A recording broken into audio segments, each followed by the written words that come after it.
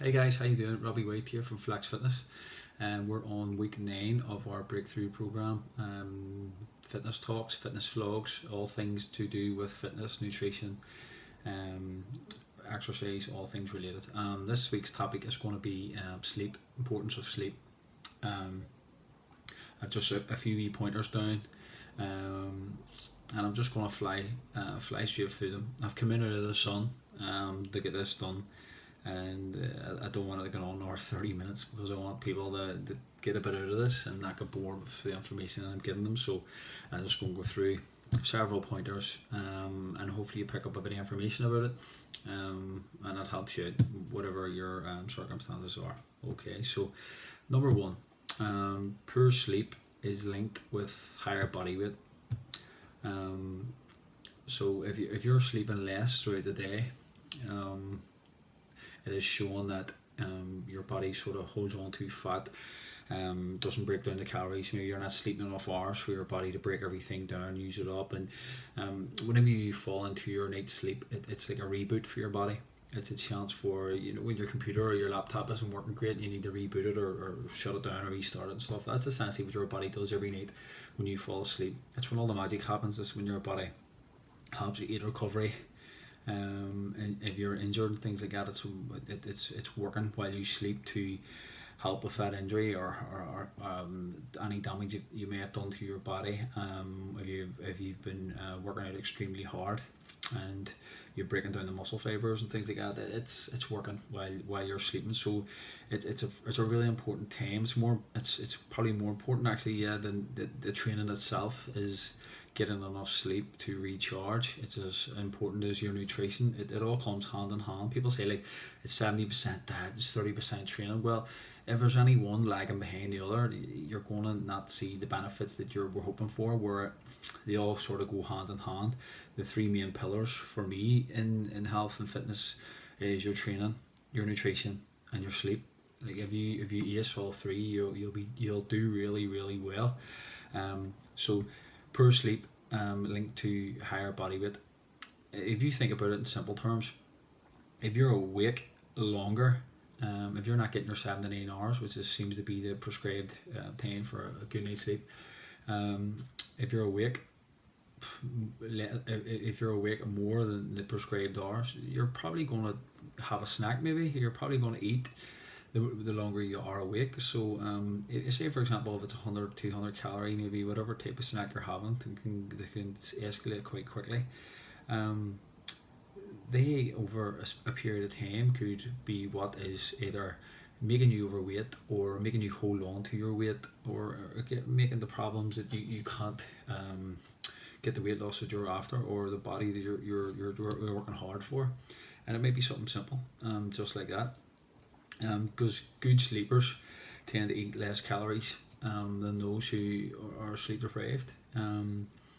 They did a study on that just to see how things like that worked, and it showed that the results showed that good sleepers, people who have a sound good night's sleep, tend to eat less calories. Bad food, for example, late night eating, things like that, than people who are getting a sound night's sleep. It also improves your concentration and productivity.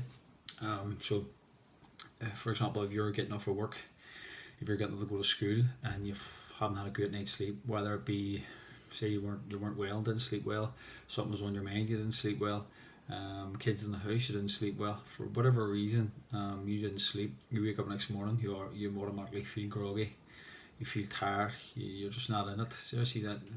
This is the way I would explain it when I'm talking to someone, that sometimes you need a dig in the nose just to make your eyes water and wake you up. Sometimes you just go through the day and as if you haven't actually woken up. I know that's how I feel. I'm like, I just want to hit myself in the nose to make my eyes water and make go, oh, I'm awake now, because it feels like if you haven't had a good night's sleep, or you wake up wrong or whatever, and you feel like that throughout the day and it just doesn't go away. So your concentration span's out the window. If you wanted to get up and do boom, boom, boom, I'll get up, I'll go to the gym, I'll go to work, or I'll go to school, I'll come back, I'll do this, I'll do that. You have to have a plan. It's always good to have some sort of a plan, whether it be big or small. You have a plan. and it just goes out the window. Your productivity just goes out the window. Maybe in work you're less effective at doing your job. In school, you're less effective of doing what you're required from each of your subjects, and you maybe not putting in the effort and stuff, and all that can be just from simply not getting a good night's sleep. And I'm sure everybody's had this at one point or another, whether it was through fault of their own or other reasons in their household, but they haven't had a good night's sleep. And things like energy drinks, having energy drinks, or coffee's too late in the day, for example, and you sort of, your body's absolutely drained of energy, but your eyes are alive and they're just awake and they won't go to sleep. And the next day you wake up, so what do you need? You need a coffee or you need an energy drink, you need a caffeine hit then to wake you up and thing, and then the process continues, and it can lead on to more negative things. Another one then is maximise your athletic performance. I have my notes in front of me here again. So maximise your athletic performance. So as we said, if you're training, say if you're running a lot, if you're lifting weights, whatever it do, or you're having a hard day's work, if you're a bricklayer, if you're out on the sites, anything like that, where you're burning up lots of calories throughout the day, your muscles are being broke down, your muscle fibers are being torn. You're burning up a lot of calories, you're physically tired, you're mentally tired. Sleep is the best thing for that. If you sleep, especially if you're mentally tired, there's nothing worse. Like a lot of times you can be physically tired and go, I'm tired, I felt that today, but sometimes when you're around a lot of people and there's a lot of energy whizzing about and stuff, and then you're by yourself, you're like, my eyes are going together, I am absolutely tired, I'm mentally just exhausted, and sometimes it's worse than physically exhausted. But if you get a good night's sleep over you, a few nights in a row and things like that, it helps aid muscle recovery. It helps, just as I've said, the body recharge itself. One of your phones, you recharge it, don't you? You put it on the charge overnight. What's different in your body? You know, a lot of times you're running on empty. If you're not getting enough water for hydration, if you're not eating good, clean, healthy, hearty meals, you're going to run down. So you need to charge yourself back up, and our charger that you put in your phone is sleep. And that's the easiest way to explain it. Also, poor sleep or lack of sleep or a long duration of undersleeping is linked with depression. So when we see, obviously there's different kinds and things. You know, that people say that it's always the happy ones who seem to be depressed behind the scenes and all, but think about when you say you're always at a friend's house or a family member's house and they physically don't like getting out of bed. That's not a great sign. You know, if they don't want to get out of bed of a day, it's almost like they feel like they have nothing to live for, or there's nothing to motivate them. So it can be linked with them being depressed, and more often than not, that they're spending maybe all day in bed, but sometimes they can be sleeping, but sometimes they're just lying about and not sleeping, which is, I don't know, well, it could be worse. If they're in getting some sleep and all, at least they are sleeping. If they're just lying in bed all day and they're not sleeping, that can be a very long day for someone. If you are a wee bit sick, and you go to bed but you can't go to sleep, them days, they're long days, just sitting there just watching junk TV, just trying to get your day in. They can be very long days, so that's why it's important to get the sleep to help prevent or subside a bit of depression. It's, believe it or not, it improves your immune system. So if you're a bit run down, if your immune system's shot, obviously your immune system is your defense against infection, against illness, things like that.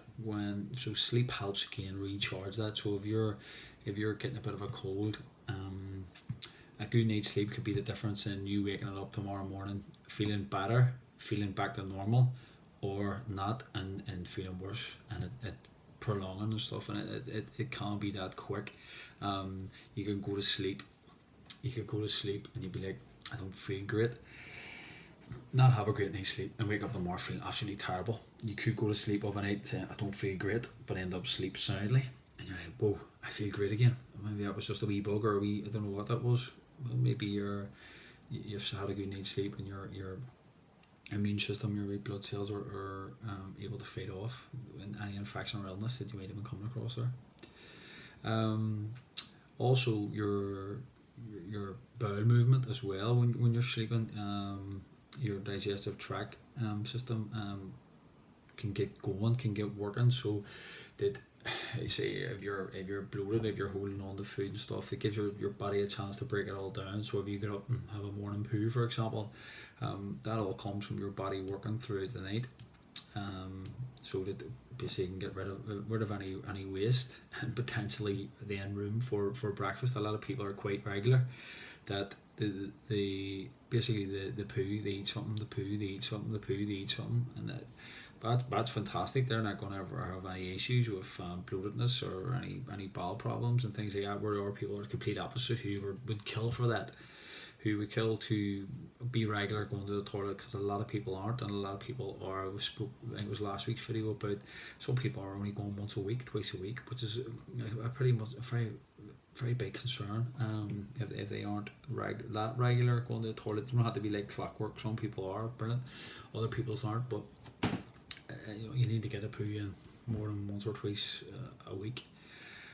So things like as well, social interaction. If you're sleep deprived or oversleeping, can be affected. Just a couple of points before there about people lying on a bed and really not getting out and getting a bit of vitamin D off the sun, natural vitamin D, or speaking to friends and having and doing things with friends, or doing other things, and your natural endorphins, your happy hormones flying all around the place. If you're not stimulating those feelings, then socially, you're not going to interact very much with friends, with family.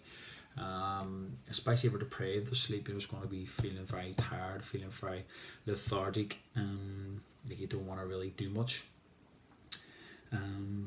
So just to finish off this, for me, the main pillars of health and fitness are your sleep, your nutrition, and your hydration levels. Okay, so they can all tie in together. So you're saying, what about recovery? Well, there you go. If you eat good, and if you get good sleep, that is recovery. What about something that they all sort of intertwine a little bit, and everyone says, as I say, training such and such a percent, and nutrition such and such, but nobody really ever mentions sleep. And sleep is so valuable, so essential to help you recover, to reboot your system for the next day, to get you going.